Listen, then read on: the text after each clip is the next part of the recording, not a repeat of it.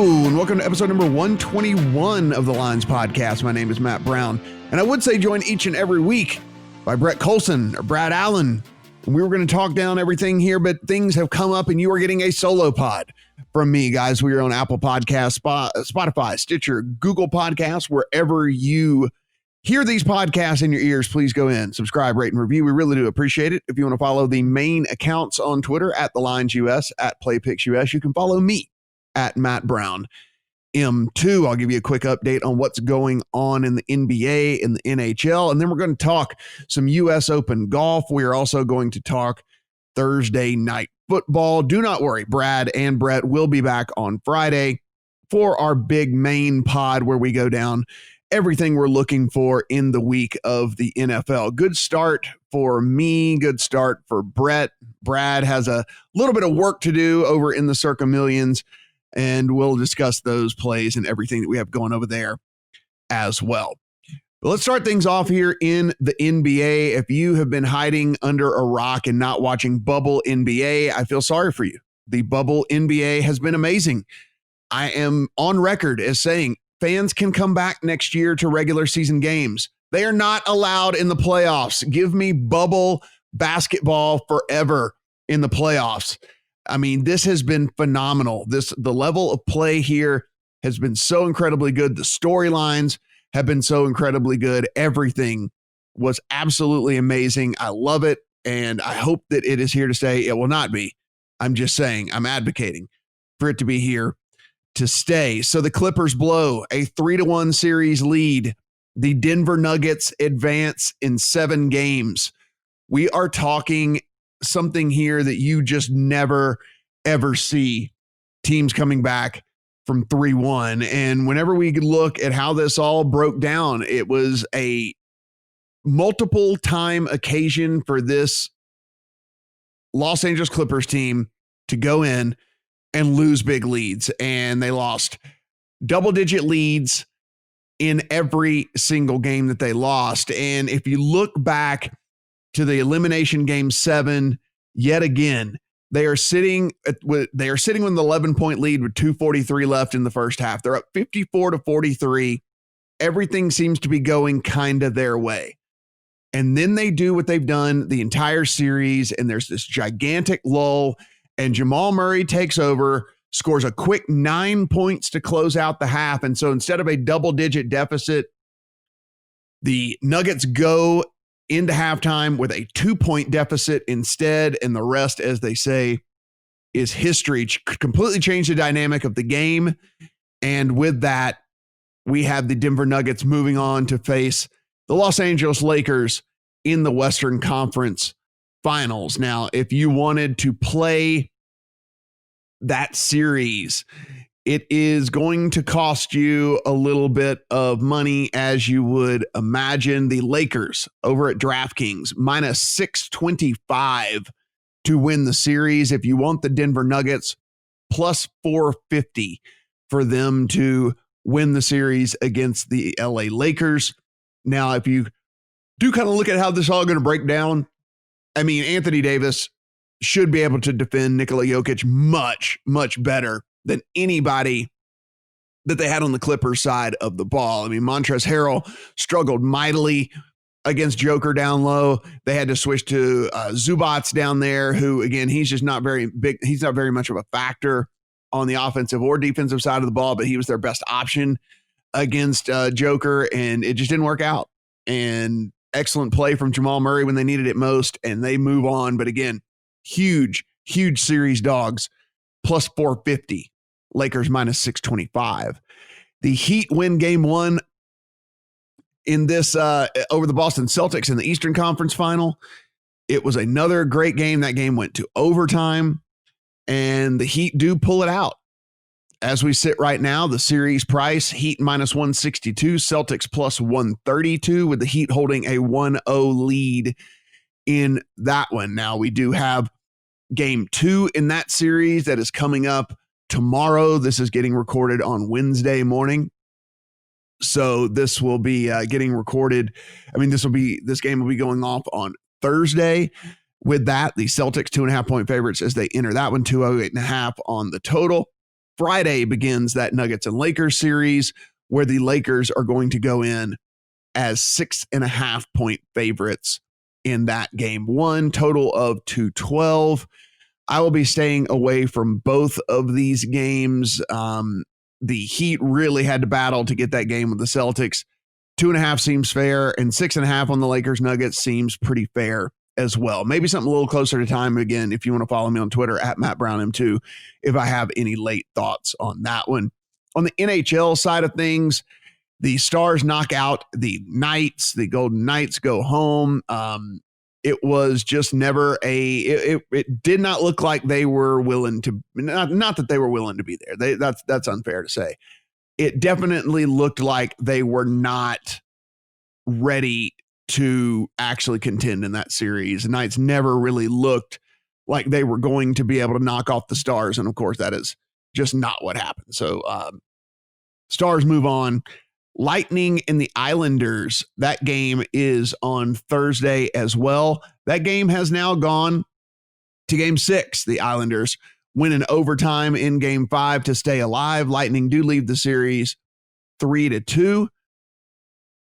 We're looking at right now the Lightning minus 155 on the money line, Islanders plus 133 on the comeback. I typically bet hockey games live, so I don't have any plays on that one either, but I do like to kind of get in if I think there's a good opportunity. So Lightning fall down. If you like the Lightning side, right, you're getting minus 155 right now. Say they fall down early, just real quick on a kind of a fluke goal or something by the Islanders, you are going to get a much more favorable price on the Lightning than the 155. And then if you look on the other side with the Islanders, if you like them, price isn't going to really get worse unless they go up. So you can hold out a little bit longer if you want to and try to get a little bit more favorable number in the game on the Islanders. But again, if you think that there's a chance that they get up early, then you will need to go ahead and jump on that 133 pregame. US Open golf, guys. It is our next major here in the weirdest of years, but boy, I cannot wait. I think the product that they have put out, the product that the PGA has put out since the restart has been absolutely phenomenal. I cannot say enough about what they have done with everything, how well they have handled everything. Look, I understand. I want to go to golf tournaments too. There's one here in Las Vegas every year that I like to go out to. I was actually going to try to make the Masters this year as well. So look, I want to go to golf tournaments as well. That being said, I do not think the fans being not on the course affects anything at all. If anything, I actually think it's better. You've heard a couple of these guys talk, and I think they've kind of stopped talking about it because they understand what the fans mean to the game. But saying that without the fans on the course, all the distractions are gone, right? I mean, you're not listening to people chatter, and you're not getting the stupid, get in the hole after every single time a ball is hit, and you're not getting the cameras and the shutters and the flashes and things like that. And you're just actually concentrating on playing golf. And tell you, for me, it has equaled the best golfing product that I've ever seen on tour. And then if you look at all the young stars that are out there as well, golf is not going anywhere. I think golf has the rocket ship as far as legalized sports betting continues to expand. I think golf could be on a rocket ship as far as popularity goes. And I think that this tournament could help this week as well. And now a little bit overshadowed by the NFL's return, and not as many eyeballs as before will be on this. But again, golf was such a great way to bet. You get a 4-day sweat out of it as well, unless your guy gets cut, of course. And then you're only going to get a 2-day sweat out of that. But you're good enough that you're picking guys that are making the cut. So that's what I'm just going to consider a 4-day sweat, because you're not betting any of these guys that are getting cut. So take a look at the US Open here. This is at Wingfoot Golf Club West Course. It's going to play about 7,450 yards. Par 70 here. Just 2 par 5s out there. Only one of them is likely to be reachable. Number 9 is a 565. They might be able to get to that one if they can put a drive in the fairway. We know how long guys are these days, so they might be able to get to that one. Number 12 is a 633 yarder. However, likely not going to be very many people going at that one in 2. There are 7 par 4s between 450 and 500 yards out there. So just imagine what you're going to need to be able to do whenever you are playing here. And that is, one, you need accuracy because you need to be playing from the short stuff. And two, you need to be pretty good with long irons because you're going to be taking some pretty long iron shots into these greens with all these par fours playing so incredibly long. If you guys haven't seen already, the rough is super, super deep out here at Winged Foot. We are talking, they took one of those like tall boy cans. It was an Arnold Palmer can, stuck it down in the rough into the grass, pulled it out. You could hardly see the can in the grass. That's how deep this rough is. It is absolutely absurd. It is going to be very penal to these players that hit it into that rough. There is a first cut that's only, I say only, about 3.5 inches, something like that, if you just barely miss the fairway. So it's not as bad, and people will be able to play out of that one and will be able to hit normal shots. But when you get into that actual proper cut of rough, there are going to be a lot of pitch outs. There are going to be a lot of people who are just trying to play back into the fairway and then go from there, because you're just not going to be able to take a stroke at this that's going to be able to come anywhere near the green. So it's going to be very interesting. And that's why I'm just looking at players this week more than anything on driving accuracy. I want my guys in the short stuff. I know there are Houdini players out there that are going to be able to do crazy things out of this rough. Big, strong guys that you're going to not be able to see the ball at all. And we're going to be going, how in the hell did he get that ball anywhere even relatively close to the green, much less the hole? That is going to happen. I'm not going to say it's not going to happen. It's going to happen. But by and large, this rough is going to be very, very penal. I want my guys to be in the fairway. So that's kind of what I'm looking at here. I mean, narrow sloping fairways on this thing as well. They're between like 19 and 23 yards wide. If you guys remember how difficult the BMW played a few weeks ago at Olympia Fields and how guys were missing the fairways left and right there, those fairways are actually like 26 yards wide. So they were even wider than what we're going to get here at Winged Foot West. And I imagine there's going to be a lot of people playing out of the rough. It's going to be bad. Fast, undulating greens. You're going to see all kinds of craziness as well. Head to the Twitter machine or the YouTube. You can see kind of people rolling balls up the hill and just watching them do these crazy things. I mean, the greens are going to be nuts as well. This thing played here in 2006, this tournament. Just kind of let you know how difficult this is. 50% of fairways were hit that whole tournament, 52% of greens in regulation, 40% scrambling rate out of that tournament. So you can just tell very, very, very tough conditions. They're expected to be every bit that this week. 144 players. No Brooks Koepka is going to be in this tournament. The top 60 in ties move on. Brooks Koepka pulled out due to injury in that one. So top 60 in ties will be moving on here. Before we get into the people I like, I'm just going to talk about one of the people that I don't like. And this is someone that Brett and I were on for a while there as we came out, but things have just gone really awry for Bryson DeChambeau. And with that, I'm going to be on a DeChambeau fade. And I know that is crazy to think about, that I'm going to be on a DeChambeau fade, but that is where I'm going to be. I'm going to be on a Bryson DeChambeau fade. If we take a look at these odds, guys, Dustin Johnson is your odds-on favorite to win over at DraftKings. He is your odds-on favorite to win actually everywhere. Plus 850 at DraftKings, plus 850 at FanDuel, and 800 over at BetMGM. So you can see Dustin Johnson is the man to beat here according to the odds. You can get plus 200 on a top 5 and even money on a top 10. John Rahm, Justin Thomas, Xander Schauffele, Colin Morikawa, Rory McIlroy, Webb Simpson is how it goes over at DraftKings as far as everybody that is 25-1 or shorter to win this thing. Rahm at 9-1, Thomas at 14-1, Schauffele 15-1, Morikawa 17, Rory 18, and Webb comes in at 25. You can head over to FanDuel, and this is why we say all the time here, we were talking about this with football, but you got to do this with golf. You got to do this with everything. You got to have multiple accounts. Go to thelines.com, click on your state at the top, and sign up for all of our sign-up offers and bonuses and things like that. Because say you like Webb this week, and you only have a DraftKings account, like I said, He is playing at 25-1 to win. But then we go over and we look and we say, oh man, I really do like Webb this week. He's 28-1 over at FanDuel. I don't have a FanDuel account. Well, get a friggin' FanDuel account, right? 28-1. Whenever you're talking, a $50 bet or $100 bet, I mean, getting that extra 3-1 is huge. It's an extra $150 on your $50 bet. It's an extra $300 on your $100 bet.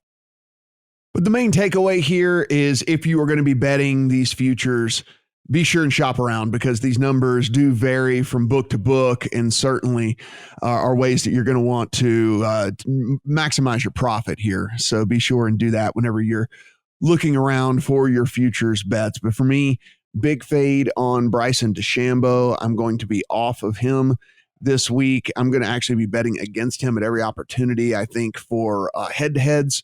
So something, maybe a strategy you want to go at. He has just been really off form here over the last month or so after really looking like a world beater out there for the longest amount of time, but just has not been able to put things together. And with that, I'm going to be looking to bet against on him. A guy's a bet on for me is Xander Schauffele. You listen to the podcast, I can't go a week without talking about Xander Schauffele. So here we go again. 3 career US Open starts. He's gone T5, T6, and T3. 8 straight top 25 finishes on the PGA Tour this year for Xander Schauffele. Without bonus strokes in the Tour Championship, he would have won the thing. He had the lowest 72-hole score out of anybody. So he would have, again, without any bonus strokes, Xander Schauffele was the winner of the Tour Championship and really liked the way that he has been playing. Look, I understand that there are a couple of warts on his game, but if you just really look at everything else, I mean, off the tee, how he putts, how he could be able to scramble if necessary, if need be, on Xander a lot this week. So gonna find a lot of not only a futures ticket on him, but I'm going to be looking more kind of some top 10s, top 20s, and then also Xander in head-to-heads as well. Martin Keimer, another guy that I'm looking at as a long shot here. I'm going to have a small future on him. You can actually get him at 100-1 out there right now, 100-1 plus, depending on where you want to go about betting this. Look, Martin Keimer is a former champion, and he has also started to play much better of recent. And I like recent form and a guy that can hit fairways. And that's, again, what I'm looking for. A guy that can hit fairways, a guy that's not going to be struggling, hopefully, as much as some of the other guys out there. Some of these tee shots that end up in the rough, guys, are going to equal double and triple bogeys very, very quickly. So not looking to be a part of that.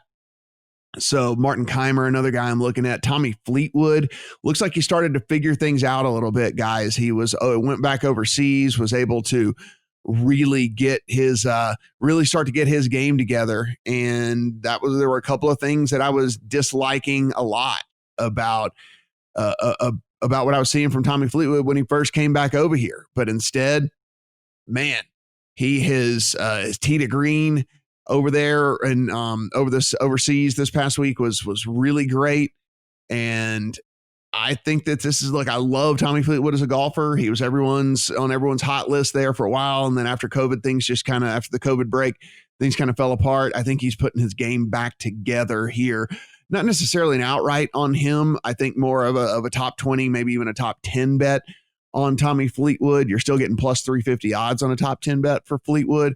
And remember, you get paid out even if that thing is a tie. So Tommy Fleetwood, another guy on my radar here. And I'm also going to be playing some Matthew Fitzpatrick, mixed bag for him over the last 5 events. If you kind of go in and look as to see what's going on with him, there's 2 missed cuts over the last 5 events, but then there's also a tie for 3rd at Memorial. There's a tie for 6th at the St. Jude, tied for 6th at the BMW as well. The guy's got a really good putting stroke, something that these greens are going to torment people this week. And so, guys that at least are going to miss close and they're not going 20 feet past the hole whenever they miss something whenever they miss a putt.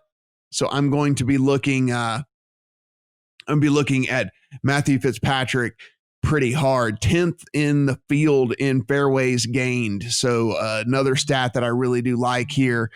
And I'm going to be on him pretty hard. I might even get a full-on future on him, but certainly be looking for him in head-to-heads and certainly be looking for him in top 20s and top 10 bets as well on Fitzpatrick. Outside of that, guys, I'm not going to sit here and not tell you to play Dustin Johnson, John Rahm, or Justin Thomas. I think all three of those guys are incredibly strong plays this week.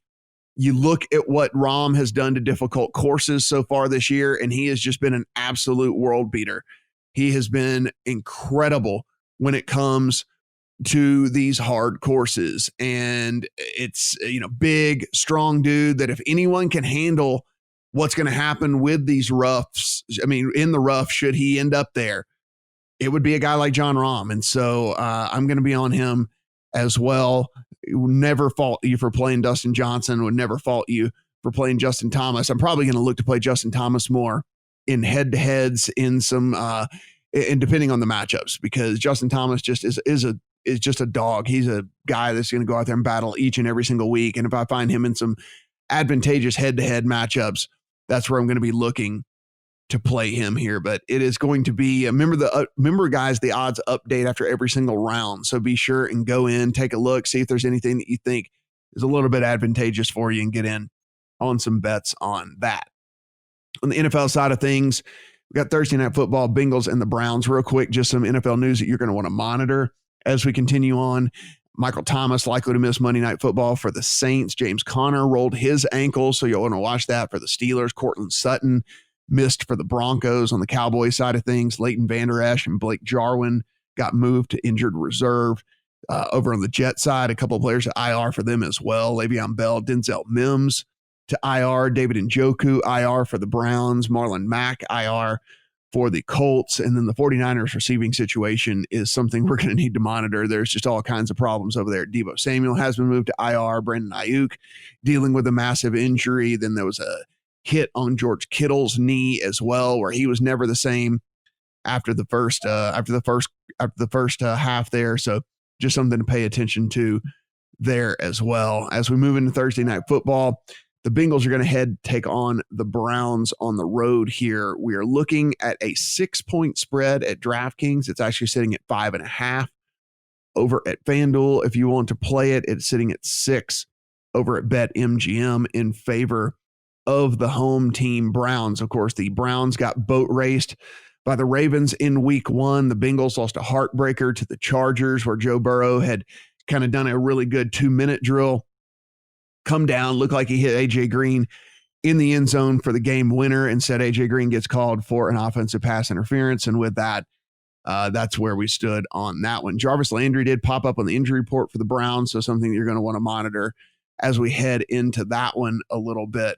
Bengals on that side of the ball, can Joe Burrow just be a little more accurate in his second start? He missed some pretty big throws. While he looked great on that 2-minute drill, and he did. He looked amazing. He looked like an NFL quarterback. It could have been the beginning of the legend of Joe Burrow. But earlier in the game, he missed some wide open receivers, namely John Ross, who had gotten behind the defense, which is, what John Ross does, right? I mean, he's a speedster. And Joe Burrow missed him on something that would have definitely been a sure touchdown. It was his first start in the NFL. I'm not going to hold anything against Joe Burrow. Obviously, Joe Burrow is near and dear to my heart. But just want to say, he's got to be more accurate, and certainly got to be more accurate on the deep ball as we move forward here. The cornerback situation in Cleveland is not good, so there's a lot to like as far as him picking on this secondary for Cleveland. So can he do it? Only a week into the season, but the Bengals offense graded out at 26th in the league by Pro Football Focus. That being said, their defense shockingly graded out at 7th. So the defense actually played incredibly well. I did not go back and rewatch that one. I typically rewatch a lot of games on all 22. Didn't rewatch that one. Guess I didn't realize how well they played. I thought it was more the Chargers just playing terrible, but I guess there was a lot to, I guess it was a pretty big step up on that defensive side of the ball for the Bengals. On the Brown side of things, Baker Mayfield played incredibly terrible in that game against the Ravens, averaged only 4.8 yards per attempt. Odell only had 3 catches for 22 yards. Browns did find a little success on the ground with Kareem Hunt and Nick Chubb. Kareem Hunt went for 72 yards on the ground. Nick Chubb went for 60 yards on the ground. So they did have a little bit of success there. But I mean, at the end of the day, not exactly where you're going to make any hay here, only averaging 4.8 yards per attempt. And then Odell only going 3 for 22. So going to have to really, really step it up for the Browns. First, when I looked at this number, I felt that it was a little bit short. I mean, I thought the Browns were getting a little disrespected. Whenever you kind of look at this, I mean, yeah, they got destroyed by the Ravens, but the Ravens are one of the Super Bowl favorites. I mean, they're right behind the Chiefs when it comes to everything. And the Ravens just did Raven things. And the Browns, unfortunately, did Browns things, but they're playing, again, the second best team, if not the best team in all the NFL. So I'm not going to really hold it against them here. Initial lean here is towards the Browns at home when you're getting a rookie quarterback on the road on a short week. You know, that's the other thing here with the Bengals in this game is Joe Burrow on the road on a short week for the first time in his NFL career. Should this thing go the other way, though? I mean, if I start looking towards like a full touchdown on the Bengals, it's certainly something that maybe could pique my interest a little bit more. A lot of time between now and kickoff, so we'll see how this thing moves. Total sitting at 43.5. 43 at BetMGM, 43 flat over at FanDuel, and then 43.5 over at DraftKings. So that total has come down a lot. This thing opened at 46, and it has come down to 46.5 even over at DraftKings, has come down a full 3 points. People did not like what they saw from either one of these offenses, and this thing plummeted down to 43.5, where it sits right now under the 44 for sure. No play for me. This thing starts to trickle. Maybe, people like to bet overs. So with this being a standalone game, maybe if this thing gets back up to 44 or over 44 even, might be something I would look at as far as an underplay, but not that right now. More with both of these teams, kind of a wait and see. Want to see how they end up in game 2. Can the Browns bounce back? Can the Bengals take a step forward here? How do they react on a short week? All the things that we're going to be looking for kind of here early on in the season. So no real big plays for me. Maybe whenever the player props do come out for this game, might be something that I'll be looking for to play, maybe some yardage stuff and whatever, but those are not out yet. Those typically hit, a little bit later in the day today on Wednesday. So check my Twitter as well, Matt Brown M2. If there's any of those that I see that I like, I'll be sure and let you guys know in this Bengals and Browns game. Again, we'll be back on Friday with the full NFL preview. Me, Brad, and Brett will have some video stuff for you as well over on the YouTube channel. So be sure and head over there. You can find that at the lines as well. So be sure and go ahead and subscribe to our YouTube channel. Everything we do is free. All of our sites, everything on the YouTube channel, obviously free. So we kind of break down these definitely these standalone games, go in our place of the week and everything like that. So be sure and get in over there. Hit that subscribe button. Really do appreciate that. This is where I typically would say for Brad and for Brett, but they're not here. So for me, talk to you guys on Friday.